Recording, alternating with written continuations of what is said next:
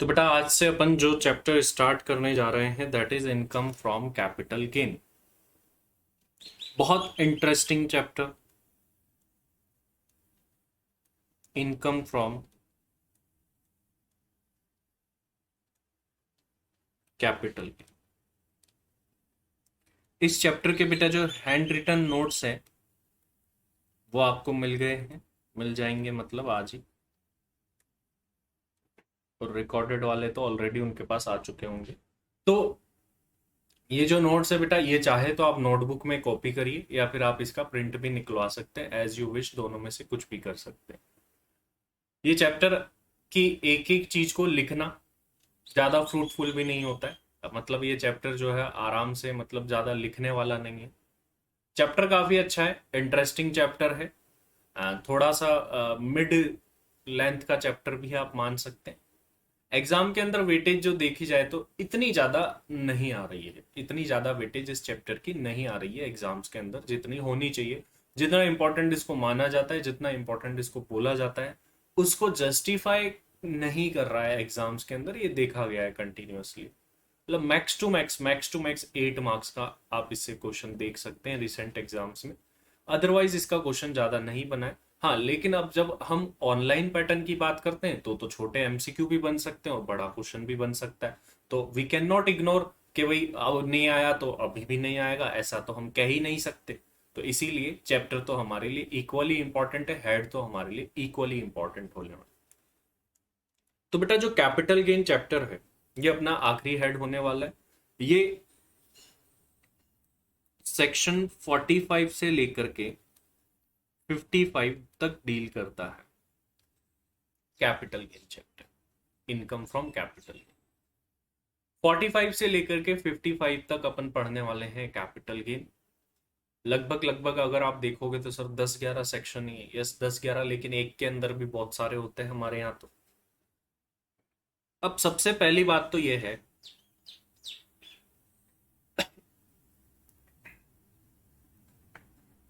कि capital gain काम ही क्या आता है। बाकी हेड्स अपन ने पढ़े, डिटेल में जाना कि क्या काम आता है, तो ये भी क्या काम आता है।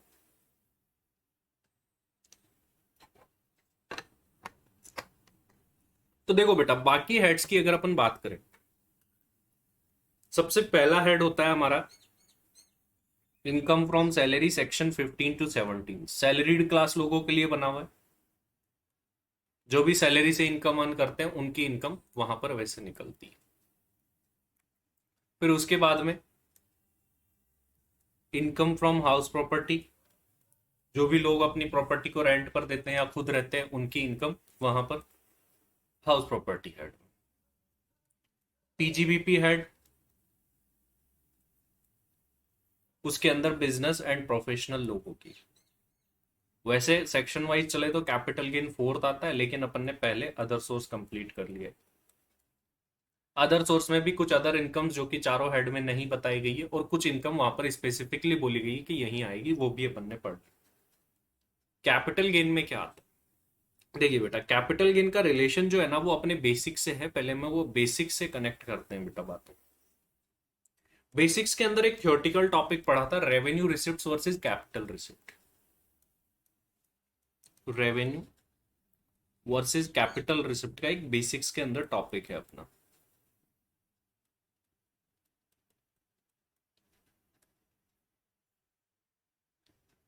वहां पर आप देखोगे जाकर के तो हमने पढ़ा था रेवेन्यू रिसिप्ट्स क्या होती और कैपिटल रिसिप्ट्स क्या होती। रेवेन्यू रिसिप्ट्स जो कि डे टू डे नेचर में आपको नॉर्मली रिसीव्ड होती रहती है, उसको हम रेवेन्यू रिसिप्ट्स बोलते हैं। कैपिटल रिसिप्ट्स जो कि डे टू डे नेचर में नहीं होती, कैजुअली कभी कभी हो जाती है, उसको अपन क्या बोला करते थे बेटा, कैपिटल रिसिप्ट। अब रेवेन्यू रिसिप्ट्स के लिए हमने एक प्रोविजन और पढ़ा था कि revenue, all revenue receipts are taxable. सारी की सारी रेवेन्यू रिसिप्ट्स क्या होती है, टैक्सेबल होती है। ये टैक्सेबल कब नहीं होगी, व्हेन स्पेसिफिकली प्रोवाइडेड। जब स्पेसिफिकली लिख दिया जाए ये एग्जम्प्ट है तो फिर ठीक है, वो टैक्सेबल नहीं। वरना हमेशा आपको कोई भी रेवेन्यू रिसिप्ट दिखे, आपको क्या बोलना है, भाई इस पे टैक्स लगेगा। हालांकि अगर बोल रखा है ये एग्जम्प्ट होती है तो फिर नहीं लगेगा। वही कैपिटल रिसिप्ट्स के लिए उल्टा होता है। कैपिटल रिसिप्ट्स तो टैक्सेबल ही नहीं होती, लेकिन वो टैक्सेबल हो जाएगी अगर स्पेसिफिकली बोला जाए। तो देखो, रेवेन्यू रिसिप्ट्स को एग्जम्प्ट करने के लिए स्पेसिफिकली बोलना पड़ता है और कैपिटल रिसिप्ट्स पर टैक्स लगाने के लिए स्पेसिफिकली बोलना पड़ता है। तो कैपिटल नेचर की रिसिप्ट्स पर क्या कहीं टैक्स लगता है? जवाब है यस सर, लगता है। उन्हीं कैपिटल रिसिप्ट्स पर टैक्स लगेगा जिनको कैपिटल गेन में स्पेसिफाई किया गया है, कैपिटल गेन हेड में बताया गया है। इसके अलावा भी मान लीजिए कोई कैपिटल नेचर की रिसिप्ट के बारे में कैपिटल गेन में डिस्कशन ही नहीं है, इसका मतलब उस पर इनकम टैक्स नहीं लगता है, वो डायरेक्ट टैक्स में कवर्ड ही नहीं होती है। तो ओनली उन्हीं कैपिटल रिसिप्ट पर टैक्स लगता है जो कि कैपिटल गेन हेड के अंदर हम पढ़ने वाले हैं। इसको छोड़ करके जितनी भी कैपिटल नेचर की रिसिप्ट होती है उनके ऊपर इनकम टैक्स नहीं लगता है, अगर वो इस हेड में कवर्ड नहीं हो रही है तो। ये रिलेशन है इस हेड का बेसिक के साथ।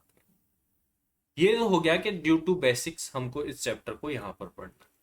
प्रैक्टिकल लाइफ की बात कर लेते हैं बेटा, कि प्रैक्टिकल लाइफ के अंदर हमारा किस तरीके से इस चैप्टर का रोल देखने को मिलता है।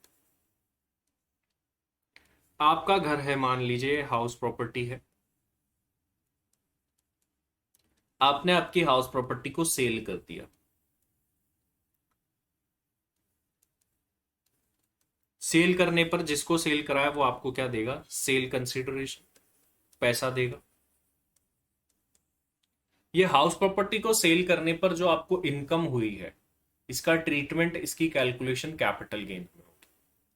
चैप्टर का नाम बेटा कैपिटल गेन है, कैपिटल रिसिप्ट नहीं है। सो कैपिटल गेन रखने से क्या फर्क पड़ता है, रिसिप्ट रखने से क्या पड़ता है बेटा, देखो ध्यान से। आपने प्रॉपर्टी को बेचा 50 लाख और आपकी कॉस्ट थी इस प्रॉपर्टी की 30 लाख। तो आपको इस प्रॉपर्टी को बेचने पर गेन कितना हुआ सर? 20 लाख का गेन हुआ, 20 लाख का फायदा हुआ। तो कैपिटल गेन हेड जो है वो टैक्स लगाएगा, वो कितने पर लगाएगा? 20 लाख पर लगाएगा, 20 लाख पर लगाएगा। कैपिटल गेन हेड जो है वो टैक्स कितने पर लगाएगा? 20 लाख रुपए के ऊपर लगाएगा। तो जो गेन वाला पार्ट होता है, जो फायदे वाला पार्ट होता है, उसके ऊपर कैपिटल गेन हेड में टैक्स लगता है। कैपिटल रिसिप्ट रख देते तो कैपिटल रिसिप्ट तो 50 की हुई है, पूरी 50 पर थोड़ी ना टैक्स देंगे। अगले ने जितना कमाया है, जितना फायदा हुआ है, उसी के ऊपर टैक्स देंगे। तो बेटा जो कैपिटल नेचर के ट्रांजेक्शन्स पर हम इनकम अर्न करते हैं, या हाउस प्रॉपर्टी बेची, गोल्ड बेच दिया आपने, ये तो आपके नॉर्मल घर की बातें बता रहा हूँ। शेयर्स एंड सिक्योरिटीज ट्रांसफर करते हैं, उनको बेचते हैं, उन पर जो इनकम होती है, और बाकी कई सारी different different type of income अपन इस चैप्टर के अंदर पढ़ने वाले हैं। तो जो कैपिटल नेचर के ट्रांजेक्शन होते हैं उन पर जो इनकम होती है वो यहाँ पर कवर होने वाली है, कैपिटल नेचर के ट्रांजेक्शन वाली।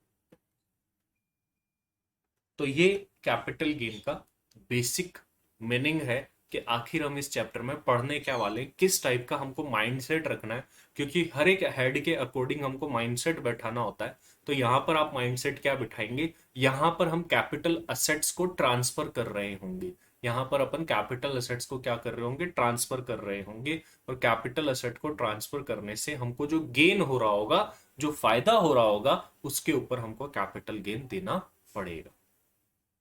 ये हो गई बेटा बेसिक हेड की बात।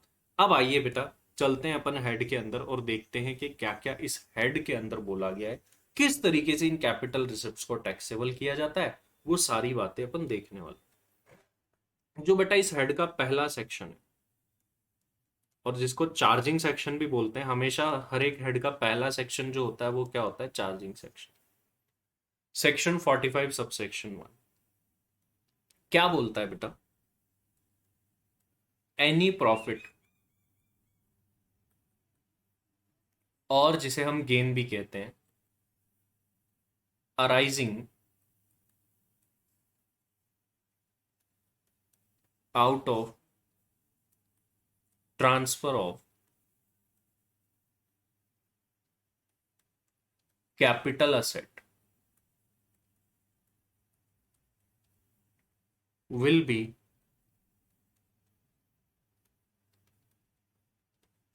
Taxable under the head. Next class से बेटा ध्यान रखिए, जो हैंड रिटन नोट्स है आपको जो मिल गए हैं या मिल जाएंगे, उनका आप या तो प्रिंट निकाल के बैठे या फिर आप उनको नोटबुक में 3-4 पेजेस इकट्ठे लिख करके पहले से बैठे, तभी आप लॉजिक बिठा पाओगे। आपने लिख रखा होगा तभी आप अंडरस्टैंड कर पाओगे। Under the head income from capital gain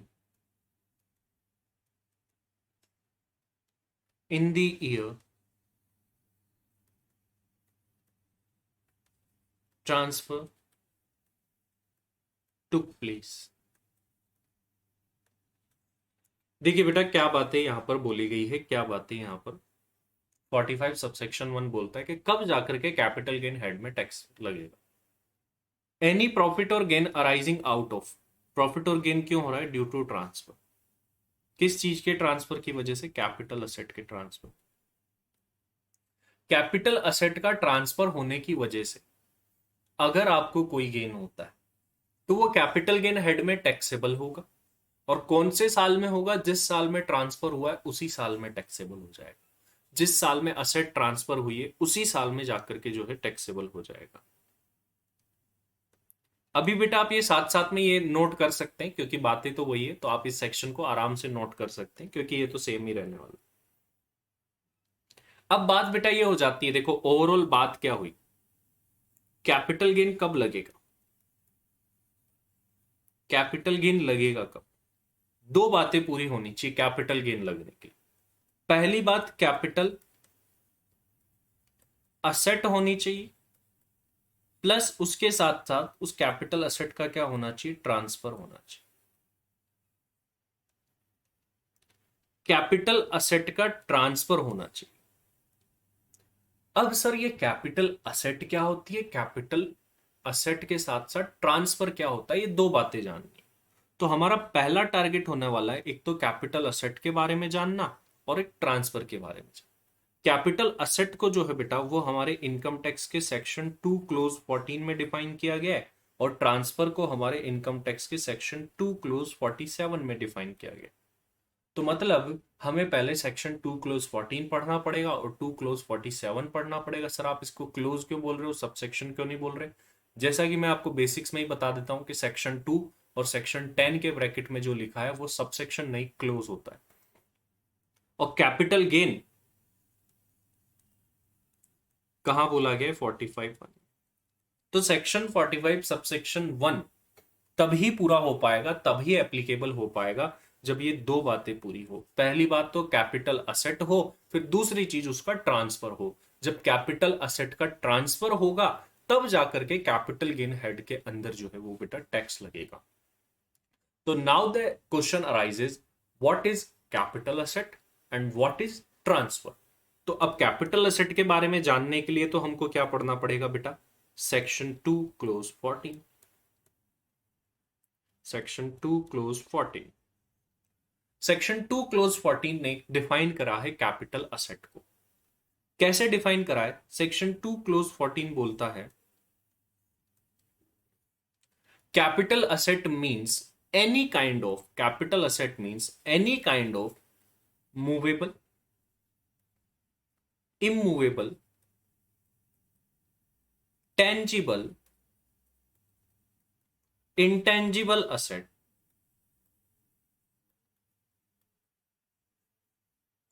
capital asset means any kind of movable, immovable, tangible, intangible asset whether connected with the business of the assessee or used for personal purpose। मतलब ये assets चाहे आप आपके business में use कर रहे हो किसी असेट को, और या फिर आप असेट को पर्सनल यूज में ले रहे हो। जैसे घर है आपका, घर में आप रहते हो, गोल्ड है आपका, पहनते हो आप, ठीक है। गोल्ड किस यूज में आ रहा है? पहनने वाला पर्सनल यूज में। अगर आप उसको भी ट्रांसफर करते हो कैपिटल गेन लगेगा। और अगर आप बिजनेस के अंदर, मान लीजिए आपकी बिजनेस की बिल्डिंग थी, उसको ट्रांसफर कर दिया, या बिजनेस की कोई असेट थी, आपको अब याद होगा पीजीबीपी में अपन ने पढ़ा था शॉर्ट टर्म कैपिटल गेन, कुछ असेट्स पर गेन आ रहा था ट्रांसफर करने पर। तो यहां पर बोलता है उन असेट्स को ट्रांसफर करने पर जो गेन होगा वो कैपिटल गेन में आएगा। शॉर्ट टर्म क्यों था वो आगे पता चल जाएगा। गेन के दो टाइप है, शॉर्ट टर्म और लॉन्ग टर्म। छोटे मियाँ बड़े मियाँ दो दो है यहाँ पर, इस वजह से वो था। तो देखिए बेटा, कैपिटल असेट को डिफाइन कैसे किया गया। बोला कैपिटल असेट का मतलब कोई भी movable, immovable, tangible, intangible asset, मतलब इसके अलावा तो फिर कुछ होता ही नहीं है ना। यस, इसके अलावा फिर कुछ होता ही नहीं है। Any kind of movable, immovable, tangible, intangible asset whether connected with the business of the assessee or used for personal purpose, चाहे वो आपके बिजनेस के यूज में आ रही हो या फिर पर्सनल यूज में आ रही हो, डजेंट मेक एनी डिफरेंस। ये सारी एसेट, अगर इस डेफिनेशन को देखा जाए, अभी तक की डेफिनेशन को, तो इस डेफिनेशन के अकॉर्डिंग तो दुनिया की सारी असेट्स ही कैपिटल असेट है, क्योंकि इसके अलावा तो फिर कोई असेट बच ही नहीं गई ना। या तो कोई असेट मूवेबल होगी या इमूवेबल होगी या टेंजिबल होगी या इनटेंजिबल होगी, इसके अलावा थोड़ी ना कुछ होता है फिर। हाँ, ये बात तो सही है।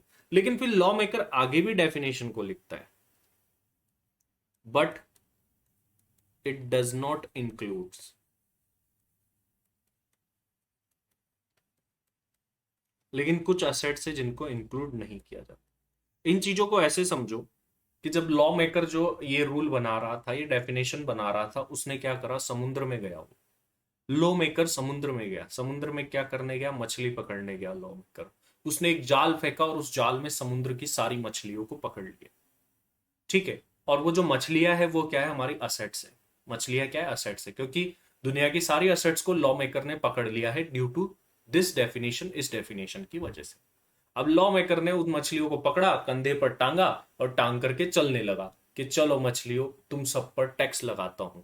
लेकिन अब हुआ क्या कि यार ये सारी मछलियों पर टैक्स कैसे लगा दे। क्यों, पीछे से कुछ मछलियां जो थी वो बड़ा शोर कर रही थी, हमें छोड़ दो, हमें छोड़ दो, हमें जाने दो, हम इस हेड की नहीं है, हम इधर की नहीं थी, हम इस समुद्र का हिस्सा नहीं है, हम दूसरे समुद्र की थी, गलती से इधर आ गई थी, हमें छोड़ दो। लॉ मेकर टेंशन में आ गया। बोला यार ये इतनी मछलियां शोर क्यों कर रही है, उनकी बात को सुना जाए। फिर उसने बोल सुना, पहली मछली से पूछा, बताओ मछली, तुम्हारा नाम क्या है। बोला मेरा नाम स्टॉक इन ट्रेड है। स्टॉक इन ट्रेड है। बोला अच्छा अच्छा, कौन से समुद्र की हो। बोला मैं तो पीजीबीपी के समुद्र की हूं। मेरे ऊपर टैक्स कौन लगाता है, पीजीबीपी ऑलरेडी लगा देता है। तो सर आप दूसरी बार क्यों पकड़ के ले जा रहे हो मुझे। तो मुझे बेचने पर सर पीजीबीपी हेड में टैक्स लगता है, क्योंकि मुझे बेचना बिजनेस कहलाता है। किसी के स्टॉक को अगर बेचा जा रहा है तो वो तो बिजनेस कहलाता है, इसलिए मेरे ऊपर पीजीबीपी हेड में टैक्स लगता है।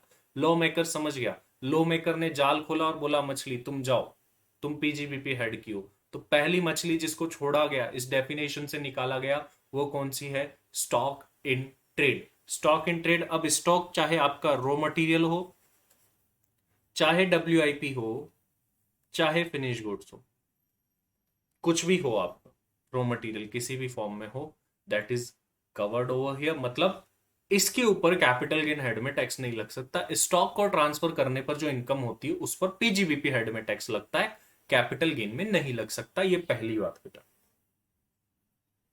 सेकंड थिंग,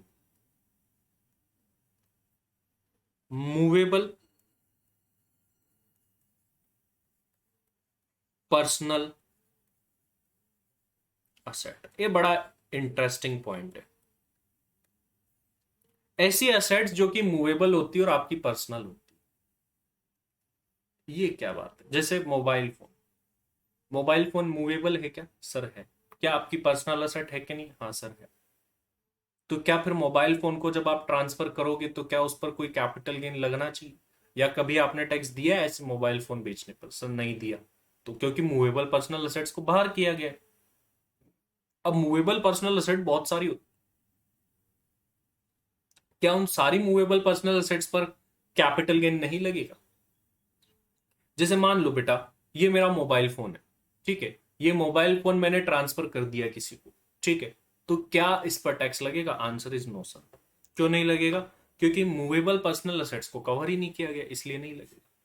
अच्छा, आपसे अब एक सवाल, मेरे पास में एक कार है, मैंने उसको ट्रांसफर कर दिया किसी और को, क्या उस पर कैपिटल गेन हेड में टैक्स लगेगा या नहीं लगेगा, यस और नो, बताओ। यस और नो, क्या लगता है आपको, क्या उस पर कैपिटल गेन हेड में टैक्स लगेगा या नहीं लगेगा।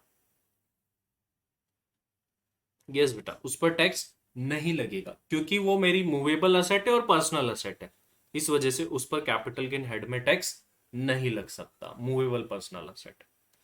आपकी जितनी भी मूवेबल पर्सनल असेट है उन पर टैक्स नहीं लग सकता। मान लीजिए किसी ने अपने घर के बर्तन उठा के बेच दिए, घर का एसी निकाल के बेच दिया, घर का डाइनिंग टेबल निकाल के बेच दिया, घर का फ्रिज बेच दिया, घर का टीवी बेच दिया, घर का फर्नीचर बेच दिया, क्या इन पर कैपिटल गेन लगेगा? यस और नो बताइए, क्या इन पर कैपिटल गेन लगेगा?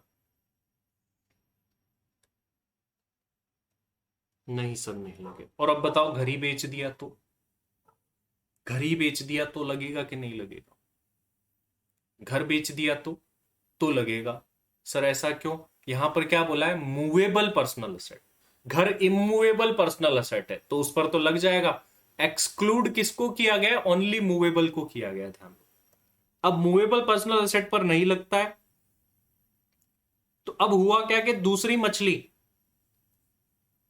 मछली को जब उसने छोड़ा, लॉ मेकर ने अपने जाल से, जिसका नाम था movable personal asset.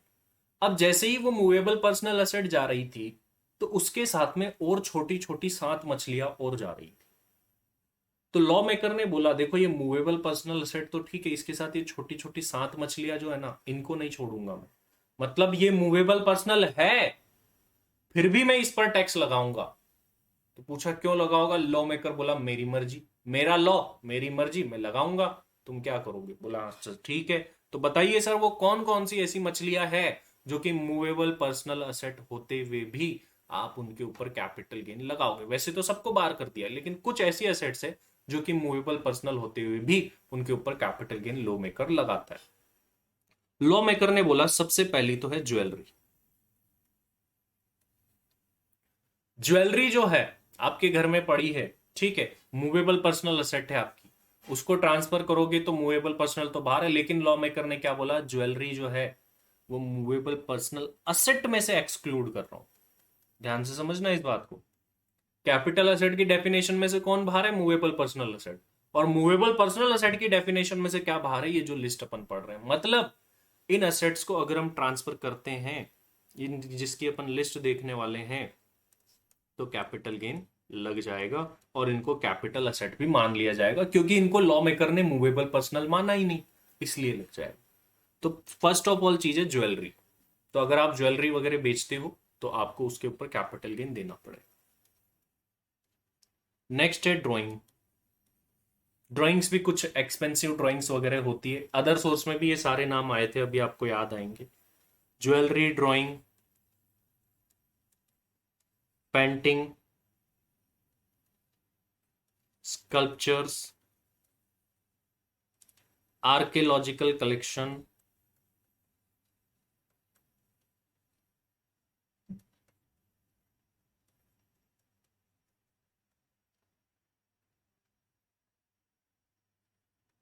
Any other work of art.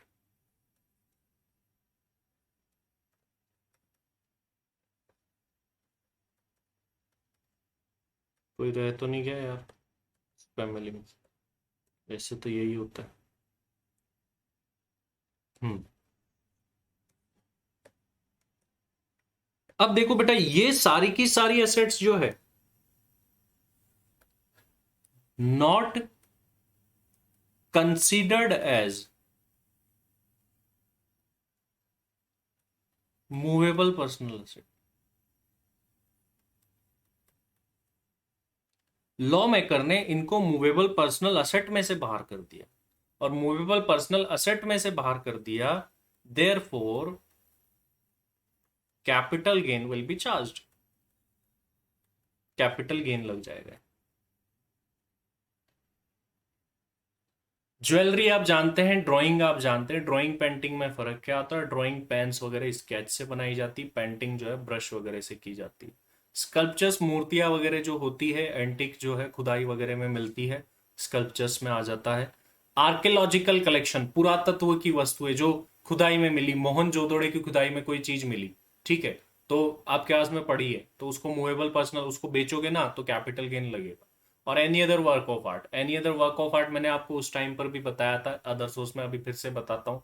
जैसे अपना मोबाइल फोन है, मोबाइल फोन पर क्या कैपिटल गेन लगेगा ट्रांसफर करने पर? नहीं लगेगा। तो किसी ने दिमाग लगाया, बोला इस मोबाइल फोन में ना हीरा लगा देता हूं मैं, तो उसने क्या करा, ये मोबाइल फोन था, ये बोला मोबाइल फोन बेचेंगे तो कैपिटल गेन, तो कैपिटल गेन नहीं लगेगा। तो उसने क्या करा, यहां आगे यहां पर जो बटन होता है ना, उस बटन पर क्या लगा दिया, एक डायमंड लगा दिया, और ये फोन किसी को 1 करोड़ रुपए में बेच दिया। 1 करोड़ रुपए में बेच दिया, और बेच करके बोल रहा है मुझे तो कैपिटल गेन नहीं देना, मैंने तो मोबाइल फोन ट्रांसफर करा, और मोबाइल फोन तो मेरी मूवेबल पर्सनल असेट है। तो जो लोग ऐसी होशियारी दिखाते हैं ना, उसी के लिए ये वर्ड जोड़ा गया, any other work of art. बोला आप आपका दिमाग लगा के, होशियारी लगा के कुछ भी कर रहे हो, तो हम उसको क्या मान लेंगे, any other work of art, और any other work of art पर कैपिटल गेन लग जाएगा। तो ऐसे कोई टैक्स चोरी करने की ये कोशिश भी करेंगे ना, तो ये बच नहीं पाएंगे, क्योंकि इनकम टैक्स वाले उसको any other work of art मान के क्या लगा देंगे, कैपिटल गेन लगा देंगे। तो ये चीजें होती है। पहला तो है स्टॉक इन ट्रेड, दूसरा है हमारी मूवेबल पर्सनल असेट्स, जो कि इसके अंदर कवर्ड नहीं है। तीसरी एसेट जो है बेटा, तीसरी एसेट जो है बेटा, रूरल एग्रीकल्चरल लैंड, गांव में स्थित खेती की जमीन। एग्रीकल्चर लैंड, एग्रीकल्चर लैंड, खेती की जमीन को अगर आप ट्रांसफर करते हैं तो क्या कैपिटल गेन लगेगा? नहीं लगेगा। खेती की जमीन को ट्रांसफर करते तो नहीं लगेगा, सब्जेक्ट टू दैट वो खेती की जमीन कौन सी होनी चाहिए, रूरल। सर शहर में कोई स्थित है एग्रीकल्चर लैंड, उसको ट्रांसफर करा तो कैपिटल गेन लगेगा कि नहीं? उसको ट्रांसफर करा तो लगेगा। किस पर नहीं लगेगा? जब, किस पर नहीं लगेगा? जब जब हम क्या करें, गांव में स्थित खेती की जमीन को ट्रांसफर। शहरी अर्बन एग्रीकल्चर लैंड ट्रांसफर करिए, कैपिटल गेन लग जाएगा। रूरल एग्रीकल्चर लैंड ट्रांसफर करिए, कैपिटल गेन नहीं लगेगा। Now the question arises, what is the meaning of rural? Rural मतलब क्या? गांव। बोला, बोलते तो है हम उस गांव के, उस गांव के, लेकिन हमारे इंडिया में तो ऐसे ट्रेडिशन है, किसी से पूछो अच्छा कौन से गांव के, तुम्हारा गांव कौन सा है, बोलते हैं हमारा गांव दिल्ली है।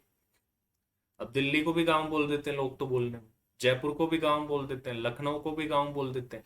तो अब क्या करें, ये रूरल बताना पड़ेगा ना, क्लियर करना पड़ेगा what is the meaning of rural. तो जब हमने पूछा कि what is the meaning of rural, तो हमको जवाब मिला रूरल मीन्स जो अर्बन नहीं है। अरे यार ये क्या मतलब, कौन से नशे करके बैठा है ये इंसान। हम पूछ रहे हैं रूरल क्या, ये बोल रहा है जो अर्बन नहीं है। फिर अभी हम अर्बन की पूछेंगे, ये बोल देगा रूरल नहीं, और ऐसे खेलता रहेगा। उसने बोला दूसरा सवाल पूछो तो सही हमसे। तो फिर हमने पूछा चलो रूरल क्या है, बोला जो अर्बन नहीं है। हमने बोला चलो अर्बन ही बता दो क्या है, बोला हाँ वो बता रहा हूं मैं। तो मतलब अर्बन की डेफिनेशन दी गई है, तो अर्बन हमको पता चल जाएगा क्या है, फिर जो अर्बन नहीं है वो सब क्या है, फिर रूरल रह जाएंगे। तो अब हम देखने जा रहे हैं कि what is the meaning of urban, क्योंकि शहरी इलाका किसे माना गया। अब उस एरिया के अलावा आपकी जमीन कहीं पर भी हुई तो फिर क्या माना जाएगा कि आपकी जमीन कहां पर है, रूरल एरिया में है। एक बच्चे पूछ रहे सर अगर कोई गोल्ड बेचता है तो टैक्स देना होगा क्या? यस बेटा, एज पर इनकम टैक्स जो भी आपको उस पर फायदा हुआ है, फॉर एग्जाम्पल 50,000 का गोल्ड था, आपने 70,000 में बेच दिया, तो आपको उसके ऊपर बिल्कुल टैक्स देना होगा। अब बेटा ये सवाल आ गया कि रूरल एग्रीकल्चर लैंड का मतलब क्या होता है, तो यहां पर समझिए बेटा उसको। देखिए बेटा, ये एक कोई कोई भी म्युनिसिपालिटी, कंटोनमेंट बोर्ड, पंचायत जिसकी पॉपुलेशन 10,000 तक है, तो इसको समझिए ऐसे।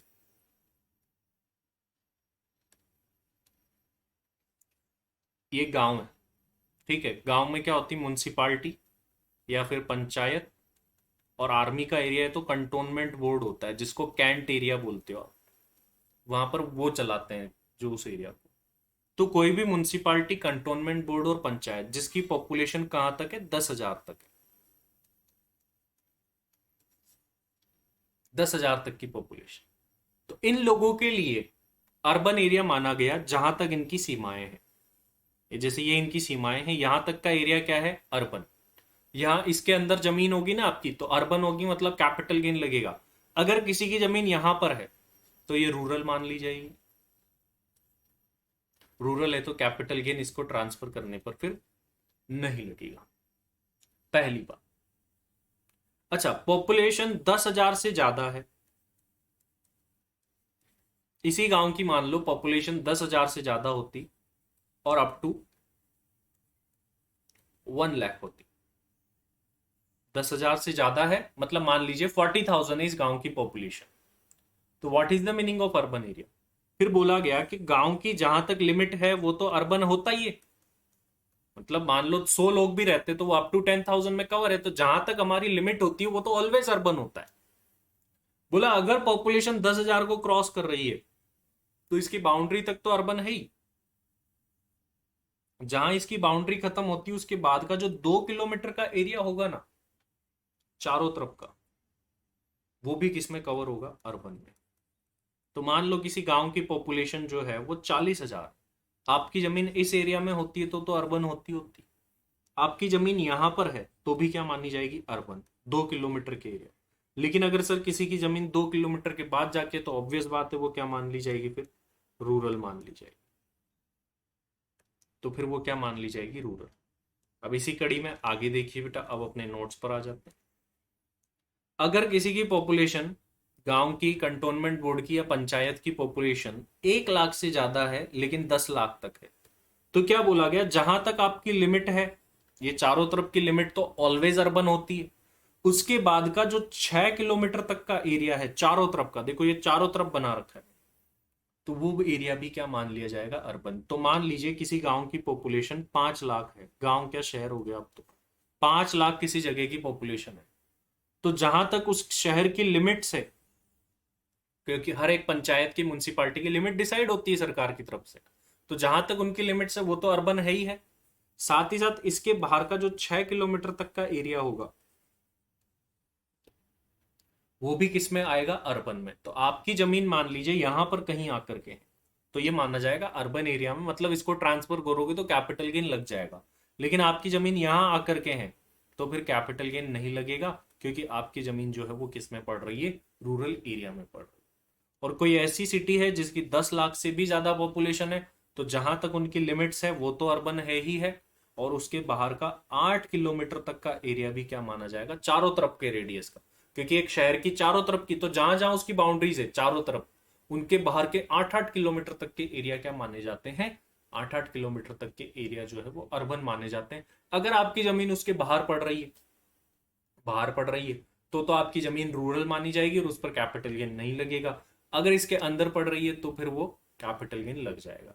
जैसे आप हाईवे वगैरह पर देखते हो, हाईवे पर गए मान लीजिए आप कहीं, ठीक है, किसी की जमीन है वहां पर और दूर दूर तक कोई गांव नहीं है, 10-10, 20-20, 30-30 किलोमीटर तक कोई गांव नहीं है, और आपकी जमीन वहां हाईवे पर है, तो फिर क्या होगा? वो जमीन आपकी रूरल मानी जाएगी, क्योंकि आप किसी की बाउंड्री में फॉल ही नहीं कर रहे हो। किसी भी म्युनिसिपालिटी, कंटोनमेंट बोर्ड, पंचायत जिनकी पॉपुलेशन 10,000 तक ही है, तो इसमें तो अर्बन कहां तक माना जाएगा? जहां तक उनकी सीमाएं चलती हैं। पॉपुलेशन 10,000 से ज्यादा है और 1 लाख तक है, तो फिर अर्बन कहां तक होगा? जहां तक आपकी सीमाएं हैं प्लस उसके बाहर का 2 किलोमीटर तक का एरिया। पॉपुलेशन 1 लाख से भी ज्यादा है और 10 लाख के अंदर अंदर है, तो जहां तक आपकी सीमाएं हैं वो तो ऑलवेज अर्बन होता है, उसके बाद का 6 किलोमीटर तक का एरिया भी अर्बन होगा। इस 6 किलोमीटर के अंदर भी अगर आपकी जमीन है तो वो अर्बन मानी जाएगी, उसके बाहर चली गई तो फिर वो रूरल हो जाएगी। और अगर गांव की, शहर की, सिटी, कुछ भी बोलो, जिसकी पॉपुलेशन 10 लाख से ज्यादा है, तो आपकी लिमिट्स वाला एरिया तो क्या है? जहां तक आपकी लिमिट्स है वो तो अर्बन है ही, उसके बाहर का 8 किलोमीटर तक का एरिया भी क्या माना जाएगा? अर्बन। अगर आप इन इन बाउंड्रीज के बाहर हो, इन बाउंड्रीज के क्या हो? बाहर हो, इन बाउंड्रीज के अगर बाहर हो, तो फिर आप किस एरिया में हो? रूरल एरिया में। तो आपकी जमीन को अगर आप ट्रांसफर करोगे रूरल एग्रीकल्चर लैंड को, ध्यान रखना एग्रीकल्चर वर्ड बोला है, नॉर्मल घर बना के रह रहे हो तो वो नहीं है, एग्रीकल्चर खेती करते हो आप वहां पर जाकर के। तो एग्रीकल्चरल लैंड को अगर आप ट्रांसफर कर रहे हो गांव में स्थित, गांव का मतलब हमने देख लिया क्या है, तो उसके ऊपर जो है कैपिटल गेन नहीं लग पाएगा। तो ओवरऑल बात बेटा यहां पर क्या बोली गई देखो, रूरल एग्रीकल्चरल लैंड को कैपिटल असेट की डेफिनेशन में कवर नहीं किया गया, मतलब इस पर कैपिटल गेन नहीं लगेगा। Now what is the meaning of rural? जो कि अर्बन नहीं है।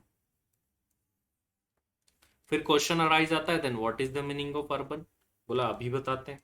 बोला ये रहा, अभी अभी पढ़ा। कोई भी ऐसी म्युनिसिपालिटी और कंटोनमेंट बोर्ड जिसकी पॉपुलेशन 10,000 तक है, तो जहां तक उसकी सीमाएं चलती है वो सारा का सारा एरिया क्या माना जाएगा? वो सारा का सारा एरिया बेटा माना जाएगा क्या? अर्बन। अच्छा, पॉपुलेशन 10,000 से भी ज्यादा और 1 लाख तक है, तो जहां तक उस गांव की सीमाएं हैं वो तो है ही है। उसके बाहर का 2 किलोमीटर तक का एरिया भी अर्बन में ही आएगा, शहरी इलाके में ही आएगा। तो उस 2 किलोमीटर के एरिया के अंदर अंदर भी, जैसे आपकी जमीन यहाँ पर है तो ये मानी जाएगी आपकी जमीन अर्बन एरिया में। लेकिन यहाँ पर है तो फिर क्या मान ली जाएगी? आपकी एग्रीकल्चर लैंड रूरल एरिया में है, और फिर उस पर कोई भी कैपिटल गेन नहीं लगेगा। अगर पॉपुलेशन बेटा, अगर पॉपुलेशन 10,000 से भी ज्यादा और 1 लाख तक है तो हमने देख लिया, लेकिन अब इससे भी कोई बड़ा शहर है, सिटी है, 1 लाख से भी ज्यादा और 10 लाख तक है, तो जहां तक लिमिट्स है, जहां तक लिमिट्स है वो तो अर्बन है ही। उसके बाहर का 6 किलोमीटर तक का एरिया भी क्या है? अर्बन। अगर आपकी जमीन यहां कहीं भी पड़ रही है, इस एरिया में भी पड़ रही है, तो भी आप माना जाएगा कि आप अर्बन एरिया में हो। इसके बाहर हो तो नहीं माना जाएगा। 10 लाख से भी ऊपर है तो आपकी ये लिमिट +8 किलोमीटर। अब ऐसा भी होता है कई बार, मान लो आप इसकी लिमिट्स में तो बाहर हो, लेकिन इधर कोई दूसरा गांव है उसकी लिमिट में आप आ रहे हो, तो फिर आप अर्बन में आ जाते हो। वो तो नॉर्मल सी बात है, ऑब्वियस सी बात है कि आप मान लीजिए एक के लिमिट में नहीं तो फिर दूसरे के लिमिट में, लेकिन आप किसी भी लिमिट में नहीं पड़ने चाहिए किसी भी गांव में। मतलब आप इन बाउंड्रीज के बाहर होने चाहिए, तो आपकी जमीन को जो है रूरल माना जाएगा। एक्चुअल में माना जाएगा कि आपकी जमीन जो है गांव के एरिया में स्थित है, और उस जमीन पर क्या होना चाहिए? उस जमीन पर होनी चाहिए खेती, एग्रीकल्चर। ये था बेटा अर्बन एग्रीकल्चर लैंड। ठीक, बताइए बेटा जल्दी से, क्लियर है कि नहीं? 10,000 तक वाला सारे ही अर्बन है, 10,000 तक वाले की लिमिट है कि जहां तक उसकी लिमिट है वो अर्बन है। जल्दी से बताओ बेटा, यस और नो, क्लियर और नॉट। अगर आपका कोई भी सवाल क्वेश्चन है तो पूछिए। ये इन डिटेल एक्सप्लेनेशन है आपकी अर्बन एरिया की। अब ये भी क्वेश्चन आता है कई बार, देखो वो तो एडवांस लेवल हो गया, फिर भी मैं आपको प्रैक्टिकल लाइफ में बता दूं कि सर ये डिस्टेंस कैसे नापेंगे, ये डिस्टेंस कैसे नापेंगे? 6 किलोमीटर में तो क्या होती है, गलियां होती है हमारे, तो घूम घूम के जाना पड़ता है, तो 6 किलोमीटर थोड़ी देर में हो जाते हैं। मोड़ भी आते हैं, ठीक है, मोड़ आते हैं, ठीक है, वहां पर गड्डी छोड़ आते हैं, तो फिर उसको भी कवर करेंगे क्या जहां पर गड्डी छोड़ आते हैं? नहीं बेटा। अब इसमें जैसे किस तरीके से डिस्टेंस काउंट होता है वो सुनो। इस केस के अंदर बेटा जो डिस्टेंस काउंट होता है ना, जो प्रैक्टिकली देखा जाता है, वो बर्ड फ्लाई डिस्टेंस देखा जाता है। बर्ड फ्लाई डिस्टेंस मतलब ऊपर से, आकाश में से देखे जाएंगे 6 किलोमीटर। सर आकाश में से कैसे देखें हम? क्या हम क्या हम किसी चिड़िया के पैर पर धागा बांध के उसको उड़ाए? जैसे आपने बचपन में वो छोटे छोटे हेलीकॉप्टर आते हैं, बच्चे उसको धागा बांध के उड़ाते हैं गाँव में, आपने देखा होगा, बड़े बड़े होते हैं, उस पर धागा बांध देते हैं पकड़ के, फिर उसको छोड़ देते हैं तो वो उड़ता है गाँव के अंदर। ऐसे भी होते हैं। तो इसी तरीके से यहाँ पर बर्ड फ्लाई डिस्टेंस देखेंगे क्या भाई? बर्ड फ्लाई तो हम क्या, हम चिड़िया को पकड़ेंगे कैसे फिर? और हम इस 6 किलोमीटर में एरोप्लेन भी नहीं उड़ा सकते, क्योंकि उसके तो टेक ऑफ लैंडिंग में ही इतना चाहिए होता है। तो अब हम इसको नापे कैसे? ठीक है, ड्रोन उड़ा लो, ड्रोन से नाप सकते हो, बिल्कुल। और जनरली क्या किया जाता है बेटा कि जो गूगल अर्थ एक एप्लीकेशन है, आपने देखी होगी गूगल अर्थ। गूगल अर्थ जाके खोलो, गूगल अर्थ में 2 पॉइंट्स को देख लो, मिला लो और देख लो उनके बीच का डिस्टेंस कितना। ये भी किया जाता है प्रैक्टिकल लाइफ में। Google Earth, not Google maps, ध्यान रखना। गूगल मैप्स तो रास्ता बताता है और वो किलोमीटर मोड़ वगैरह सब लेकर के बताता है। और चौथी और आखिरी चीज जो कैपिटल एसेट की डेफिनेशन से बाहर की गई है वो क्या है? 6.5% के गोल्ड बॉन्ड्स। ये मतलब है ना, ये लगभग लगभग तो खत्म ही हो गए सब। 6.5% वाले गोल्ड बॉन्ड्स जो कि 1947 में आए थे, 7% गोल्ड बॉन्ड जो कि 1980 में आए थे, स्पेशल बियरर बॉन्ड्स जो कि 1991 में आए थे, गोल्ड डिपॉजिट बॉन्ड जो कि 1920 में आए थे, और गोल्ड डिपॉजिट स्कीम जो 1999 में आई थी। और ये national gold deposit scheme. Simple सी बात क्या है कि ये सारे बॉन्ड वगैरह है ना बेटा खत्म हो चुके हैं। 4th पॉइंट इतना खास इंपॉर्टेंस नहीं रखता। तो 6. आप ये याद रखने का, इतना कोई याद रखने की झंझट नहीं है, क्योंकि ये कितने पुराने आप देखो, अब ये खत्म हो गए, गवर्नमेंट ने लगभग लगभग सबको रिडीम कर लिया, वापस से खरीद लिया है इनको, तो ये एक तरीके से खत्म हो गए। ये बॉन्ड्स भी क्या है, ये चीजें भी क्या है, कैपिटल असेट में कवर हो। ऐसा क्यों किया गया होगा सर, क्या रीजन होगा जो इनको बाहर किया गया? देखो बेटा, रीजन मैं सिंपल सा बताता हूँ। गवर्नमेंट ने ये बॉन्ड इशू करे, गवर्नमेंट लोगों को अट्रैक्ट करना चाहती है, आओ आप हमारे बॉन्ड खरीदो। तो गवर्नमेंट ने क्या करा, कैपिटल गेन हेड के अंदर इनका नाम डाल दिया कि हम इसको कैपिटल असेट नहीं माने। तो लोगों के मन में लालच आएगा, यार जब अपन इसको बेचेंगे तो कैपिटल गेन तो लगेगा ही नहीं, और कैपिटल गेन नहीं लगेगा तो फायदा होगा ना अपन को, तो एक काम करो, ये वाले बॉन्ड खरीदो। तो लोग क्या करते हैं, फिर वो बॉन्ड खरीदते हैं, क्योंकि उस पर जो गेन होगा, उस पर जो फायदा होगा, उस पर टैक्स नहीं देना पड़ेगा। क्यों नहीं देना पड़ेगा? क्योंकि उसको कैपिटल असेट नहीं मानेंगे, इस वजह से नहीं देना पड़ेगा। तो ये रीजन है, इस वजह से इनको ऐड किया गया था गोल्ड बॉन्ड्स को। तो ये जो गोल्ड बॉन्ड्स है जितने भी टाइप के, इनको भी अगर आपने रख रखा है, खरीद रखा है, तो इनके ऊपर कैपिटल गेन नहीं लगेगा। पहला हो गया स्टॉक इन ट्रेड, दूसरा हो गया मूवेबल पर्सनल असेट, तीसरा हो गया रूरल एग्रीकल्चर लैंड, चौथा हो गया गोल्ड बॉन्ड्स। अब एक यहां पर इंपॉर्टेंट बात आती है बेटा, गवर्नमेंट ने क्या करा है, कुछ टाइम पहले एक सोवर्जन गोल्ड बॉन्ड्स इशू करे। ये रिसेंट के हैं, ये रिसेंट के जो अभी भी चल रहे हैं। सोवर्जन गोल्ड बॉन्ड्स अगर आप खरीदते हो तो उनको कैपिटल असेट माना गया है। मतलब आपको ध्यान रखना है, सोवर्जन गोल्ड बॉन्ड्स, ठीक है। इन गोल्ड बॉन्ड्स में होता क्या है, बेसिकली मैं आपको बता दूं, मतलब क्या होता है, एक अच्छी इन्वेस्टमेंट मानी जाती है। किस तरीके से, देखो, कई लोग गोल्ड क्यों खरीदते हैं, कई लोग गोल्ड इसलिए खरीदते हैं कि इन्वेस्टमेंट हो जाए हमारा। तो गोल्ड खरीद के लाते हैं, क्यों? क्योंकि उनको इन्वेस्टमेंट करना है, यार देखो गोल्ड एक अच्छा इन्वेस्टमेंट है, वैल्यू बढ़ती है। तो गोल्ड, इससे गोल्ड की फिजिकल डिमांड बढ़ती है बेटा, गोल्ड को फिजिकली लोग खरीद के लाते हैं और फिर घर में रख देते हैं। और फिर होता क्या, इंपोर्ट हुए जा रहा है, गोल्ड का इंपोर्ट होता है, और जो हमारी जो इंडिया की करेंसी है वो बाहर चली जाती है due to this gold import. तो गवर्नमेंट ने एक स्कीम निकाली, बोला ये जिन लोगों को देखो गोल्ड इन्वेस्टमेंट के लिए खरीदते हैं ना, पहनते तो है नहीं कोई, बोला पहनना हो तो बात अलग है भाई, ले लो, शादी है घर में लोगे, लेकिन जिन लोगों ने इन्वेस्टमेंट के पर्पज से गोल्ड ले रखा है, तो गवर्नमेंट ने बोला हम ये स्कीम निकाल रहे सोवर्जन गोल्ड बॉन्ड्स, या ये वाली भी जो निकाली गई थी, ये सब गोल्ड के इंपोर्ट को कम करने के लिए, गोल्ड के कंजम्पशन को कम करने के लिए निकाली। तो इससे होता क्या है कि जो इंसान इन्वेस्टमेंट करना चाहता है वो फिजिकली गोल्ड नहीं खरीदता, वो जाकर के ये बॉन्ड खरीदता है, और इन बॉन्ड की वैल्यू इक्वल्स टू गोल्ड की वैल्यू होती है। जो गोल्ड की वैल्यू चल रही होगी वही इन बॉन्ड की वैल्यू चल रही होगी, गोल्ड की वैल्यू बढ़ेगी, इस बॉन्ड की वैल्यू भी बढ़ जाएगी, ऊपर से और तो और गवर्नमेंट आपको इंटरेस्ट और देगी, वैल्यू भी बढ़ रही है और इंटरेस्ट भी मिल रहा है। तो डबल फायदा होता है एक तरीके से, कि यार वैल्यू तो बढ़ ही रही है, जैसे जैसे गोल्ड की वैल्यू बढ़ रही है वैसे वैसे इसकी भी बढ़ रही है, और ये डिजिटली भी होते हैं, तो टेंशन भी नहीं होती माइंड में चोरी हो जाएंगे, चोरी क्या होंगे, डिजिटली आपके जो है बैंक अकाउंट वगैरह में शो होते रहते हैं, जैसे एफडी होती है वैसे ही होते हैं। आप बैंक में जाकर के इसके बारे में इंक्वायरी कर सकते हैं, और ये अकाउंट, ये स्कीम में आप इन्वेस्टमेंट भी कर सकते हैं। तो यही सोवर्जन गोल्ड बॉन्ड इसी स्कीम का एक हिस्सा है, लेकिन इनको कैपिटल असेट माना गया। क्यों माना गया? रीजन इज दैट कि आज के टाइम पर लोग इतने अवेयर हो चुके हैं और वो आराम से इन चीजों में इन्वेस्टमेंट कर रहे हैं। तो गवर्नमेंट चाहती है कि यार हमको ऐसे जबरदस्ती बहुत सारा इन्वेस्टमेंट इसमें नहीं लाना है, बहुत सारा जबरदस्ती करके भी नहीं लाना है, क्योंकि नोटबंदी के बाद में जितना भी कैश लोगों ने सारा डाल दिया। अभी अब मैं आपको आगे बताऊंगा कि नोटबंदी के बाद भी क्या क्या चेंजेस हुए। नोटबंदी जो हुई थी उसके बाद में सबसे ज्यादा चेंजेस जो है इस कैपिटल गेन हेड में हमको देखने को मिले। शेयर्स का एक बहुत बड़ा चेंज मान सकते हो इंडियन हिस्ट्री का, जिसकी वजह से शेयर मार्केट भी काफी ज्यादा क्रैश हुआ था, लोग काफी खुश नहीं थे। वो कैपिटल गेन में एक अमेंडमेंट हुआ था उस वजह से नहीं थे, वो भी देखेंगे हम। लेकिन अगर आपको इन्हीं बॉन्ड्स पर इंटरेस्ट मिलता है तो वो इंटरेस्ट क्या है? एग्जम्प्ट है। इनको ट्रांसफर करने पर जो गेन होगा वो टैक्सेबल है कैपिटल गेन में, लेकिन इन पर जो टाइम टू टाइम बेसिस पर इंटरेस्ट मिलता है वो क्या होगा? एग्जम्प्ट होगा। अब एक बेटा छोटी सी बात, छोटा सा पॉइंट, फिर अपना ये जो सेक्शन है कैपिटल एसेट वाला वो पूरा हो जाएगा। Securities held by FII. FII होते हैं फॉरेन इंस्टीट्यूशनल इन्वेस्टर। फॉरेन के कुछ इंस्टीट्यूट्स हैं, मतलब कुछ ऑर्गेनाइजेशन है जिनका काम क्या होता है, अलग अलग देशों की शेयर्स और सिक्योरिटीज में जाके इन्वेस्टमेंट करना। जैसे मान लीजिए यूएसए का कोई ऑर्गेनाइजेशन, ठीक है, या फिर एक ऑर्गेनाइजेशन है मॉर्गन स्टैनले।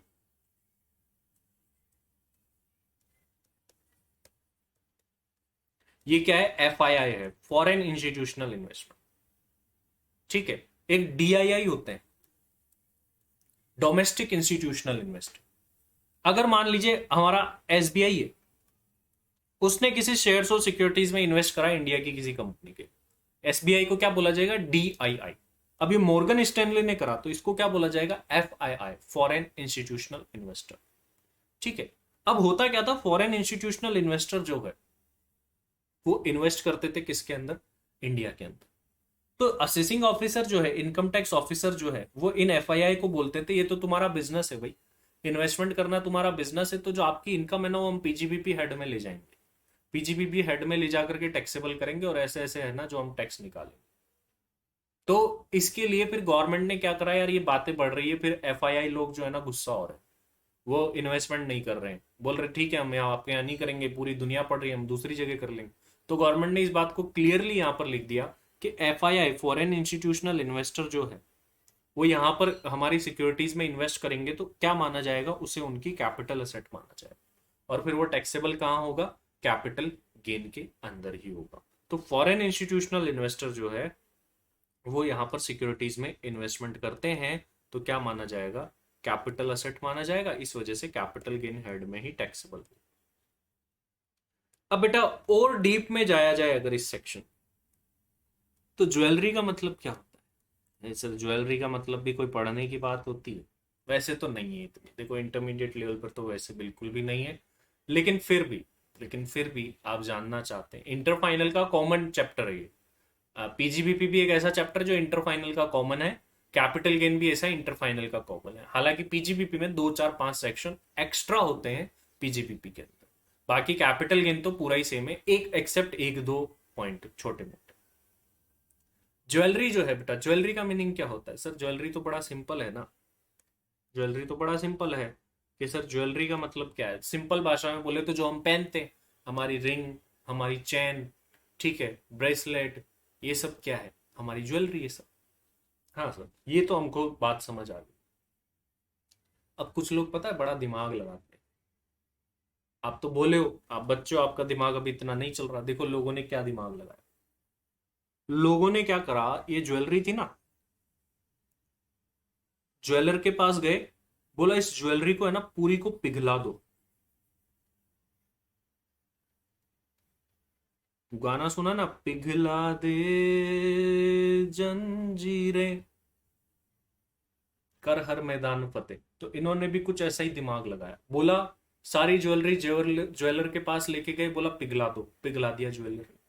फिर बोला एक अब काम करो, ये जितनी भी ज्वेलरी पिघली है ना, उससे मेरे तो एक तो स्पून बना दो, एक थाली बना दो। ज्वेलर ने बना दी, और फिर इस स्पून को और इस थाली को उन्होंने क्या कर दिया, ट्रांसफर। क्या स्पून और थाली, बर्तन बेचने पर कैपिटल गेन लगेगा कि नहीं लगेगा, बताओ। बर्तन अगर आप बेचोगे तो कैपिटल गेन लगेगा या नहीं लगेगा, यस और नो। सर बर्तन तो हमारी मूवेबल पर्सनल असेट होती है, तो कैपिटल गेन नहीं लगेगा। लेकिन क्या गवर्नमेंट इसको ऐसे ही छोड़ दे, गवर्नमेंट ऐसे छोड़ दे, तो गवर्नमेंट ऐसे तो छोड़ नहीं सकती इसको, ठीक है। ये any other work of art भी नहीं है, बर्तन ही है, यूटेंसिल्स है।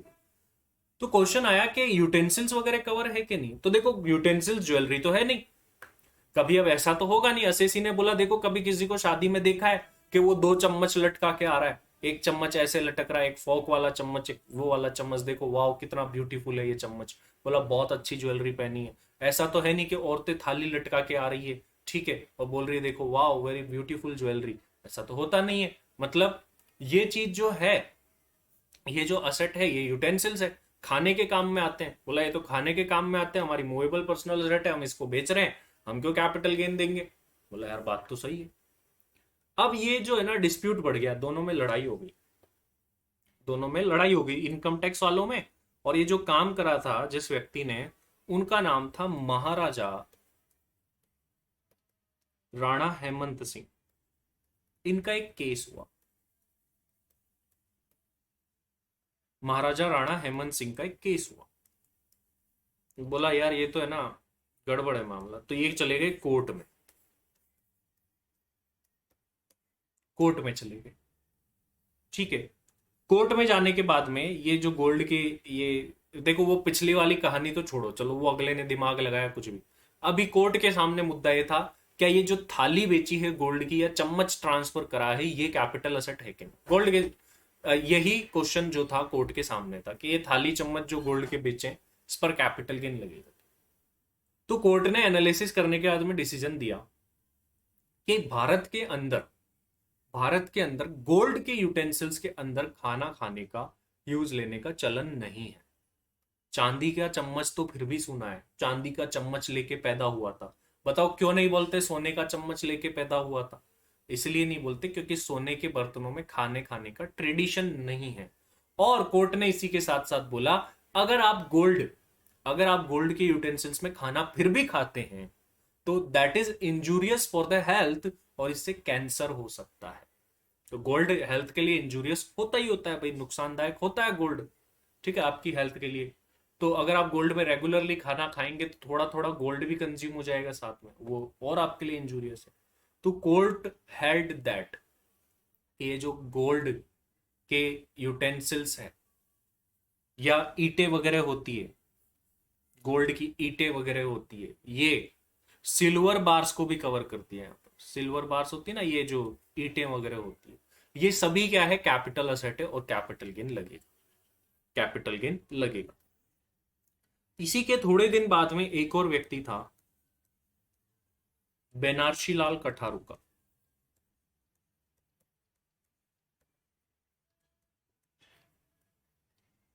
बेनारसी लाल कठारुका, बेनारसी लाल कठारुका ने क्या किया बेटा, सिल्वर के यूटेंसिल्स ट्रांसफर किए, चांदी के बर्तन को ट्रांसफर किया। बताओ कोर्ट ने क्या डिसीजन दिया होगा? बेनारसी लाल कठारुका का कहना है कि इस पर टैक्स नहीं लगेगा। तो कोर्ट ने क्या डिसीजन दिया होगा, टैक्स लगेगा या नहीं लगेगा? ये जो बेनारसी लाल कठारुका ने चांदी के बर्तन बेचे हैं इनके ऊपर कैपिटल गेन लगेगा या नहीं लगेगा? तो इसके बाद में कोर्ट में केस गया। अभी अभी मैंने आपको कुछ केस का हिंट बताया था, अगर आप वो भी समझ लेते तो आपको जवाब मिल जाता। इसके ऊपर टैक्स नहीं लगा। क्यों नहीं लगा? क्योंकि कोर्ट ने बोला हमारे यहाँ पर चांदी के बर्तनों में खाने का ट्रेडिशन है, इनके चांदी के बर्तन है, इनकी मूवेबल पर्सनल असेट है, इसलिए इस पर कैपिटल गेन नहीं लगेगा। तो महाराजा राणा हेमंत सिंह के केस में क्या डिसीजन आया कि गोल्ड यूटेंसिल्स जो होते हैं या गोल्ड के कॉइन्स जो होते हैं, गोल्ड के बिस्किट्स जो होते हैं या चांदी की भी वो ईंटें वगैरह जो होती है, वो सभी क्या है, कैपिटल असेट है, कैपिटल गेन लगेगा। ओनली चांदी के बर्तन जो होते हैं जिसमें खाना खाया जाता है वो कैपिटल असेट नहीं होगी। ये बेनारसी लाल कठारुका के केस में है। और ज्वेलरी का मतलब क्या होता है बेटा? ज्वेलरी का मतलब होता है गोल्ड की, सिल्वर की, प्लेटिनम की बनी हुई ज्वेलरी या अलॉय मिक्सचर, गोल्ड सिल्वर का मिक्सचर, प्लेटिनम गोल्ड सिल्वर का मिक्सचर, ये सभी जो है, ये सभी जो है क्या मानी जाएगी, ज्वेलरी मानी जाएगी। इसके अलावा क्या होते हैं, कुछ स्टोन्स आते हैं, आपको पता हो तो स्टोन्स भी बड़े महंगे आते हैं, ब्लू कलर का स्टोन, रेड कलर का स्टोन्स, वो भी आते हैं। तो स्टोन्स वगैरह जो है ना बेटा, उनको भी ज्वेलरी माना गया है, उनको भी क्या माना गया, ज्वेलरी। अब कई लोग दिमाग लगाते हैं फिर बेटा, अगेन लोग क्या करते हैं, फर्नीचर है मान लो, फर्नीचर में वो स्टोन लगा दिया रेड कलर का, बढ़िया चमक रहा है, और फर्नीचर बेच दिया। फर्नीचर बेचा 20 लाख में, इनकम टैक्स वाले आए, बोला टैक्स दो, बोला काय का टैक्स, हमने तो फर्नीचर बेचा है, मूवेबल पर्सनल असेट है। तो इसीलिए ज्वेलरी की डेफिनेशन में बोल दिया कि ये चीजें सेपरेटली यूज की जाए या किसी चीज में जड़ी हुई हो, सोन,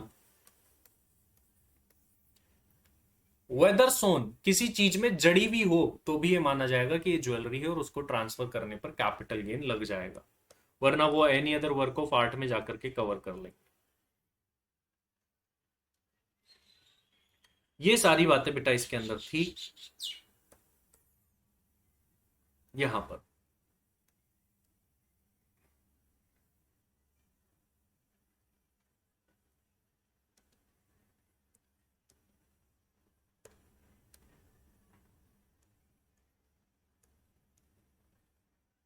इसको बेटा आप कर लेंगे नोट, ये नोट्स आपको वैसे आज मिल जाएंगे तो इन सभी को कर लीजिएगा नोट।